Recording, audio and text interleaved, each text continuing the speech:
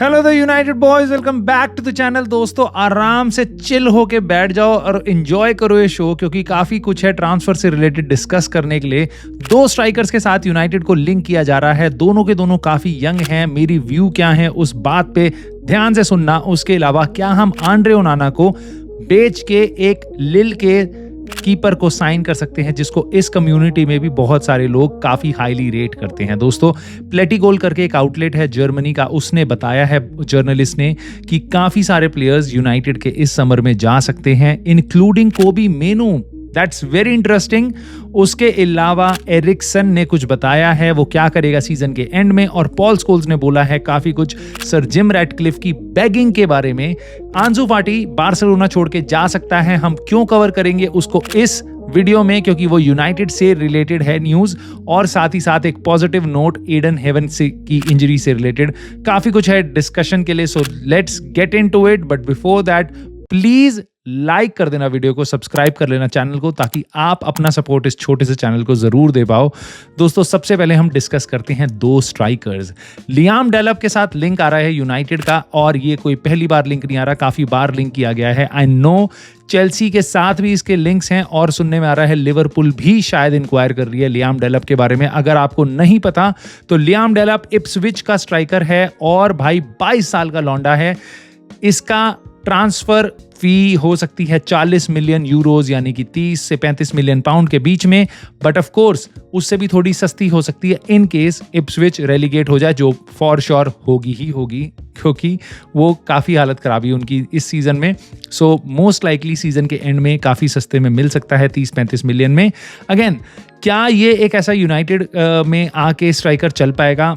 I am not sure. मुझे ऐसे striker नहीं चाहिए। 22 साल का लौंडा है, मुझे पता है प्रीमियर लीग में खेलता है, बट ऐसा कोई प्रीमियर लीग में आग नहीं लगा रखी। और मैं आपको बता दूं मैनचेस्टर सिटी की एकेडमी से आता है, सो उनके पास एक बाय बैक क्लॉज ज़रूर है। अगर ये चेल्सी जाना चाहता है जाए, वहाँ पे 15 और स्ट्राइकर है उनके साथ खेले, बहुत सारे प्लेयर्स हैं उनके बीच में, कहीं खेल ले खो जाए। बट क्या यूनाइटेड एक स्ट्राइकर अगर इस सीज़न साइन करेगी और वो लियाम डेलप होगा तो मैं खुश होऊंगा? मैं बिल्कुल भी खुश नहीं होऊंगा दोस्तों। मेरे को नहीं लगता वो रासमस होयलैंड को अपनी पोजीशन से हटा सकता है। We need a striker who is better than Rasmus Hojlund. Rasmus Hojlund should be our second striker. अगले कुछ साल वो लर्न करे, और जब उसको सब्स्टिट्यूट मिलके जगह मिले या कुछ गेम्स में जगह मिले, he gives his best. That is what we can hope for. दूसरा प्लेयर जो वापस हमसे लिंक हो रहा है, वो जैसे मैंने कल की अपनी न्यूज में बताया था, ह्यूगो एकिटेके। भाई ये बंदा पीएसजी से पहले लोन पे गया था फ्रैंकफर्ट, फिर वहां पे उसका लोन लास्ट ईयर कंफर्म कर लिया फ्रैंकफर्ट ने, और इस बंदे को खरीद लिया। इस सीजन इसने 14 गोल मारे हैं, जिसके कारण इसको अब यूनाइटेड से लिंक किया जा रहा है। बट इसके अलावा इसका कोई ट्रैक रिकॉर्ड नहीं है भाई गोल मारने का, कोई भी इसका दूर दूर तक कोई भी हिस्ट्री नहीं रही है किसी भी बड़े क्लब में जाके इसने कुछ किया हो। ऑफ कोर्स ये 22 साल का ही है, तो इसकी कोई बहुत बड़ी हिस्ट्री रही भी नहीं है, क्योंकि ये कुछ साल पहले ही सीन पे आया है। पीएसजी ने जब इसको साइन किया था, पीएसजी में अपनी जगह नहीं बना पाया, और इस स्ट्राइकर के साथ हमें लिंक किया जा रहा है कंसिस्टेंटली काफ़ी सारे रिपोर्टर्स के थ्रू। अगर ये यूनाइटेड आएगा तो आपको कैसा लगेगा? दोस्तों जब इसको फ्रैंकफर्ट ने पीएसजी से साइन किया था, दे पेड 16 मिलियन यूरोज, यानी कि 12 मिलियन पाउंड के आसपास इन्होंने पे किया था, और अब उनकी डिमांड है, रूमर्स आ रहे हैं 40 से 80 मिलियन यूरोज डिमांड कर सकते हैं स्ट्राइकर के लिए, क्योंकि उन्होंने उसके लिए 14 गोल मार दिए उसने फ्रैंकफर्ट में इस सीजन। बहुत बड़ी बात है भाई। मैं कभी भी बुंडसलीगा में जो रिपोर्ट होते हैं नंबर, में उन पे कभी भी विश्वास नहीं करता। जेडन सांचो जीता जाता एग्जाम्पल है भाई, दर बदर की ठोकरें खा रहा है, कोई क्लब उसको रखना नहीं चाह रहा। लड़ाई हो चुकी है चेल्सी यूनाइटेड में, वो कह रहे तुम रखो, हम पैसे दे देंगे, तुम ही रख लो।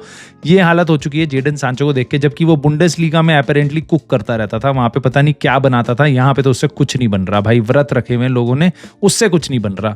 उसके अलावा आप याद करोगे उनके और स्ट्राइकर जैसे लूका जोविच, वहां पे काफी अच्छा था फ्रैंकफर्ट में, वहां से गया, फिर आपका रियल मैड्रिड गया था आई थिंक, वहां से उसके बाद वो काफ़ी कुछ भी नहीं चला। सो बहुत सारे और प्लेयर्स हैं, काई हेवर्ट्स, टीमो वर्नर, जो बुंडेसलीगा में काफ़ी अच्छा करते हैं बट यहाँ ईपीएल में आके नहीं चल पाते हैं। कुछ एक्सेप्शंस भी हैं।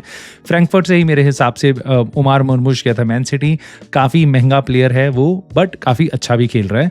सो लेट्स सी क्या होता है। I am not very interested with this Ekitike क्योंकि उसका कोई भी रिकॉर्ड नहीं है। And again my problem is कोई भी स्ट्राइकर तुम साइन कर रहे हो रासमस होयलैंड से बेटर होना चाहिए उसकी एज ग्रुप का या उससे कम एक्सपीरियंस वाला नहीं चाहिए हमको। दोस्तों एक्सपीरियंस से याद है, एक एक्सपीरियंस गोलकीपर हमने साइन किया था आंद्रे ओनाना के नाम पे, जिसके कारण मजाक उड़ाया जाता है अब यूनाइटेड का। लिटरली उसकी परफॉर्मेंसेस काफ़ी बेकार रही हैं और कोई भी, मैं भी अब ये सोचने लग गया हूँ कि I think we should sell him. मैं काफ़ी प्लेयर्स को बैक करता हूं, अगर आप मेरा कंटेंट देखते हो तो आप जानते हो कि मैं काफ़ी प्लेयर्स को काफ़ी एंड तक बैक करता हूं, चाहे उनकी फॉर्म अच्छी हो बेकार हो। बट ये कंसिस्टेंटली अब रूमर्स आने लग गए हैं और ये सुनने में आ रहा है रूबेन एमरिम चाहता है आंद्रे ओनाना को हटाना। अब आंद्रे ओनाना के लिए हम 30 मिलियन से कम में कोई डील कर ही नहीं सकते एफएफपी की रेगुलेशंस के हिसाब से, वरना हमें लॉस बुक करना पड़ेगा। सो कोई क्लब ऐसा है जो आपके नज़र में जो 30 मिलियन दे दें आंद्रे ओनाना के लिए और उसकी सैलरी है 1,20,000 पाउंड पर वीक? क्या इतनी सैलरी कोई उसको देगा? सऊदी क्लब्स के अलावा मुझे नहीं लगता कोई भी क्लब आएगा। मे बी इंटर मिलान वापस आ जाए, कोई और सीरिया ए का क्लब आ जाए, जो भी आ जाए ले जाए भाई, बट मुझे लगता नहीं हम उसको ऑफलोड कर पाएंगे इस सीजन। नेक्स्ट सीजन उसको हमें बेचना पड़ेगा कम से कम 20 मिलियन में। Maybe that is something that any other club maybe able to do. उसके अलावा किस प्लेयर को हम देख रहे हैं उसकी रिप्लेसमेंट, काफ़ी सारे नाम हैं, जैसे बहुत टाइम से हमें लिंक किया जा रहा है पोर्टो के गोलकीपर डियोगो कोस्टा के साथ। वो काफ़ी इंटरेस्टिंग ट्रांसफर टारगेट है हमारे लिए, काफ़ी एक्सपीरियंस भी है, काफ़ी अच्छा भी है और होपफुली पोर्चुगीज़ लीग से काफ़ी लोग यहाँ पे आते हैं तो अच्छा करते हैं, तो वो भी अच्छा हो। बट एक नया इंटरेस्टिंग नाम है जो इस सीज़न काफ़ी चढ़ के खेल रहा है भाई, चैंपियंस लीग वगैरह में भी काफ़ी अच्छी परफॉर्मेंसेज रही हैं। लिल का गोलकीपर है शेवेलियर। भाई ये बंदा 23 साल का है और काफ़ी इंस्टिंक्टिव सेव्स हैं, अच्छा खासा फ्रेम है इसका, लंबा है और काफ़ी, मैंने जो इसको यूट्यूब पे मैंने जितना इसको देखा है काफ़ी इंटरेस्टिंग सेव्स हैं। बट ऑफ कोर्स यूट्यूब पे मैंने एक वीडियोस देख ली उसकी 4, that does not define a goalkeeper. But इस चैनल पे भी मुझे पता है काफ़ी सारे व्यूअर्स हैं जो उसको कंसिस्टेंटली उन्होंने अलग अलग जगह से देखा है and they all rate him very highly. ये बंदा आराम से आपको 20, 30, 40 मिलियन तक की फ़ी चार्ज कर सकते हो आप इसके लिए लिल। और यूनाइटेड अगर आंद्रे ओनाना को ऑफलोड कर पाए तो I do not think so this would be a very bad deal to do. ये बंदा स्ट्रेट हमारे लाइनअप में आ सकता है, फर्स्ट टीम में आ सकता है क्योंकि काफ़ी प्रॉमिसिंग लग रहा है, फ्रेंच है और भाई सबसे बड़ी बात इसकी करंट वीकली वेजेस हैं 20,000 पर वीक और इससे काफ़ी बड़ा जंप हम इसको दे सकते हैं, मे बी 60, 70, 80 तक का जंप दे सकते हैं। ही विल बी एक्सटेटिक, वो कूद के आना चाहेगा United and then if United use him it would be great. क्योंकि आप ये मत सोचो हम 40 मिलियन में ले रहे हैं, एफएफपी एमोर्टाइजेशन ऐसे काम करती है कि आप चेल्सी जैसे 8-8 साल के कॉन्ट्रैक्ट दे रही है, हम इस 23 साल के गोलकीपर को 8 साल का कॉन्ट्रैक्ट क्यों नहीं दे सकते? माना कि आज हमारी हालत खराब है फाइनेंशियली, तो हम अगर 8 साल का कॉन्ट्रैक्ट उसको दे दें तो हम 40 मिलियन उसकी ट्रांसफर फी है, तो हम 5-5 मिलियन हर साल में बांट सकते हैं 8 सालों के ओवर। सो अब 5 मिलियन में हम इस प्लेयर को ला सकते हैं। टेक्निकली क्या इनियोस ऐसा करना चाहेगी, आई डोंट नो कितने एग्रेसिव हैं वो लोग, बट चेल्सी तो काफ़ी एग्रेसिव है प्लेयर लाने के लिए, अपने मैनेजर्स को सपोर्ट करने के लिए वो काफ़ी कुछ ऐसी चीज़ें करती है। I think United should also consider this. भाई फ्लोरियन प्लेटनबर्ग करके एक जर्नलिस्ट है, प्लेटी गोल करके उसका ट्विटर पे अकाउंट है, वो बता रहा है भाई कि यूनाइटेड से काफ़ी सारे प्लेयर्स जाने वाले हैं। देखो कुछ नाम तो आप सबको पता है, लिंडलॉफ, एरिक्सन, कैज़मीरो को ऑफलोड करने की कोशिश कर रहे हैं हम। वो कह रहा है कि एंटनी और रैशफोर्ड से जो पैसा जनरेट होगा उससे हम काफ़ी फाइनेंशियल फ्लेक्सिबिलिटी आएगी, क्योंकि काफ़ी पैसा आएगा क्लब में, तब हम समर में अच्छी साइनिंग कर सकते हैं। एक नाम उसने बीच में डाल दिया, कोबी मेनू।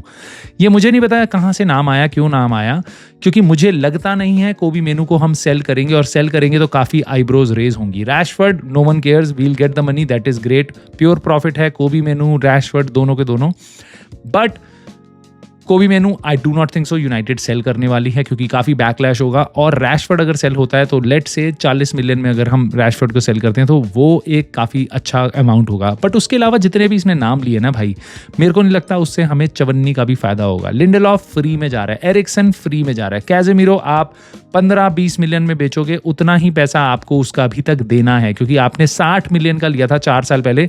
इस टाइम पे उसकी वैल्यू सीजन के एंड में होगी 15 मिलियन। तो आप अगर 15 मिलियन से ऊपर का कैज़मीरो को बेचते हो तो लेट से आपने 20 मिलियन का बेचा, तो आप बस 5 मिलियन ही प्रॉफिट की तरह उसमें यूज कर सकते हो। उसके अलावा आपके पास है एंटनी अगेन सेम प्रॉब्लम, हमने इतना महंगा खरीदा था 85 मिलियन के आसपास का 5 साल के कॉन्ट्रैक्ट में, अभी उसके 3 साल पूरे होंगे इस सीजन के एंड में। You would need at least 35 million for him. कोई क्लब है जो 35 मिलियन से ऊपर देगा, लेट्स से उसको 40 मिलियन में भी हम बेचते हैं तो हम बस 5 मिलियन ही यूज कर सकते हैं। दोस्तों मुझे पता है एमोर्टाइजेशन काफ़ी कंफ्यूजिंग है, फाइनेंशियल फेयर प्ले वाले टॉपिक्स काफ़ी कंफ्यूजिंग है, इसके लिए मैं एक अलग से वीडियो बनाऊंगा जिसमें मैं पूरा आराम से एक्सप्लेन करूंगा क्या है कॉन्सेप्ट और कैसे चलता है। It will come out soon, wait for it. But मोटी मोटी बात यह है कोबी मेनू का नाम यहाँ पे काफ़ी कंसर्निंग है और इस पूरी लिस्ट में रैशफोर्ड के अलावा कोई भी ऐसा नहीं है जो मुझे ये कंफर्मेशन मिले कि हमारे को फ्लेक्सिबिलिटी मिलेगी इस समर में, और ये समर काफ़ी क्रिटिकल और काफ़ी डिफिकल्ट हो सकती है आपके और मेरे लिए एज अ यूनाइटेड फैन।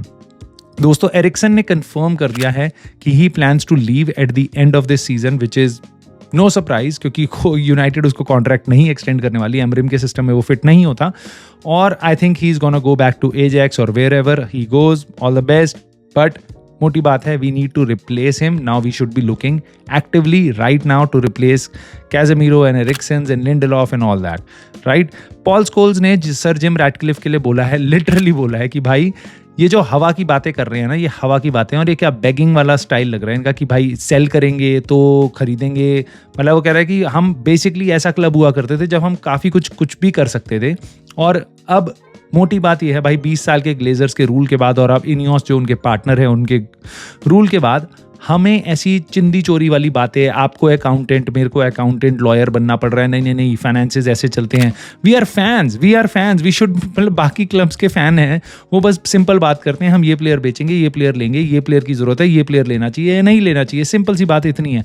हमारे सबको पूरा फाइनेंशियल एक्सपर्ट बनना पड़ता है क्योंकि हमारे जो ओनर्स हैं उन्होंने हमारे क्लब को फाइनेंशियल मेस बना दिया है, और स्कोल्स ने कोई भी वर्ड्स वापस नहीं लिए, कोई भी कुछ भी उसने हल्का में नहीं बोला, उसने साफ सीधा बोला भाई सर जिम रैटक्लिफ बेगिंग कर रहा है लिटरली। ये स्टेडियम को बनाने का पूरा तामझाम ये भी बहुत ही झोल वाला है क्योंकि कोई भी क्लब की फंडिंग अभी तक कहाँ से पैसा आएगा, कितना पैसा आएगा, कौन पैसा देगा, कब स्टार्ट होगा, इसकी बारे में कोई भी बात नहीं हुई है। उसके आसपास क्या बनेगा, कैसे बनेगा, कोई भी बात नहीं हुई है, लेकिन इन्होंने आके अनाउंसमेंट कर दी है और ये बोल दिया अगले साल स्टार्ट कर देंगे, और ये भी बोल दिया है कि 5 साल में खत्म कर देंगे इतना बड़ा stadium.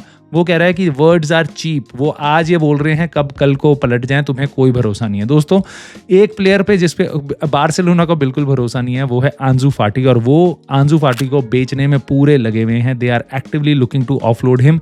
Why I am covering this news with you today in this channel, United के चैनल पे, क्योंकि this is important. Marcus Rashford को आपको याद होगा जब हम जनवरी में उसको ऑफलोड करना चाह रहे थे, तब बार्सिलोना और मार्कस रैशफोर्ड इसके रूमर्स पूरे महीने चले थे। लास्ट में वो एस्टन विला गया था।